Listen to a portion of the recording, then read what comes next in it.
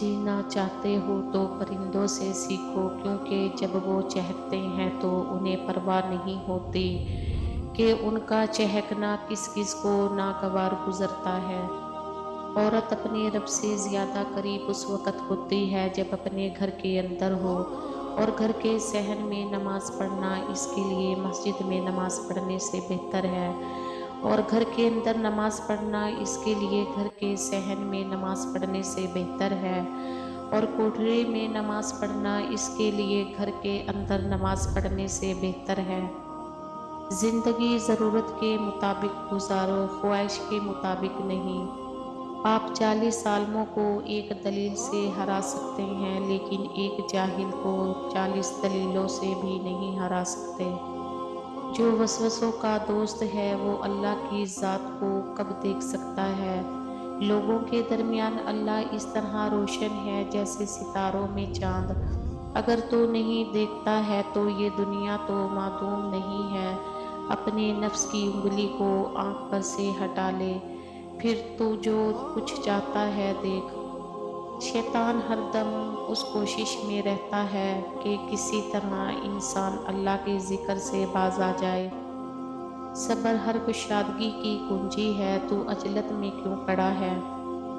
وہ عرش کا چراغ ہے، میں ان کے قدموں کی دھول ہوں۔ اے زندگی گواہ رہنا، میں بھی عاشق رسول ہوں۔ آگ والے دوزخی اور باغ والے جنتی دونوں برابر نہیں ہو سکتے۔ جب تک دل ٹوٹے گا نہیں، دل میں روشنی کیسے داخل ہوگی؟ اگر حقیقت الفت سے باخبر ہوتے، فرشتے آرزو کرتے کہ ہم بشر ہوتے۔ اس کائنات میں جو کچھ ہے تمہارے اندر بھی موجود ہے، اسے اپنے آپ سے حاصل کرو۔ یاد رکھو، اپنے نفس کی حقیقت کا علم انسان کو حد کی معرفت تک پہنچا دیتا ہے۔ جو لوگ کہتے ہیں دیکھا جائے گا، وہ آج ہی دیکھ لیں۔ اچھا ہوگا، زندگی ہر کسی کو توبہ کی مہلت نہیں دیتی، اللہ پاک ہر کسی کو ہدایت دے۔ اگر تمہیں سب راستے بند نظر آئیں تو وہ تمہیں ایسا پوشیدہ راستہ دکھا دے گا جس کے بارے میں کوئی جانتا نہیں ہوگا۔ جو شخص اللہ تعالیٰ سے ملنے کو پسند کرتا ہے تو اللہ تعالیٰ بھی اس سے ملاقات کو پسند کرتا ہے۔ ہم باہر کی مشکلات سے نہیں، اپنے اندر کی کمزوریوں سے ہارتے ہیں۔ جاہل اگرچہ تجھ سے ہمدردی ظاہر کرے، لیکن اپنی جہالت کی وجہ سے بالآخر تجھے تکلیف ہی دے گا۔ جب اللہ کا نور دماغ میں سما جاتا ہے، وہ اثر یا سبب کا غلام نہیں رہتا۔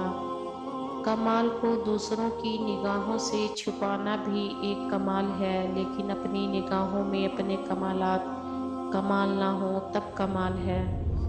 شیر دراصل وہی ہے جو خود کو شکست دے دے تاکہ اللہ کی مدد سے اللہ کا شیر بن جائے اور نفس اور اس کے فرعون سے نجات پائے۔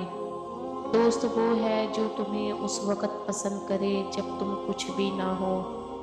اور جو لوگ ایمان لائے اور ان کی اولاد بھی راہ ایمان پر ان کے پیچھے چلی، ہم ان کی اولاد کو بھی ان کے درجے تک پہنچا دیں گے اور ان کے اعمال میں سے کچھ بھی کم نہ کریں گے۔ ہر شخص اپنے اعمال میں پھنسا ہوا ہے۔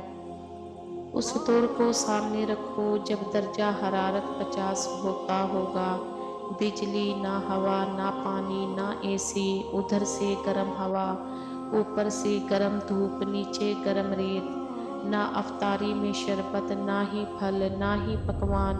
میرے نبی کا روزہ کتنا مشکل ہوتا ہوگا۔ جو کوئی ایک بہترین دوست رکھتا ہے اسے آئینے کی ضرورت نہیں۔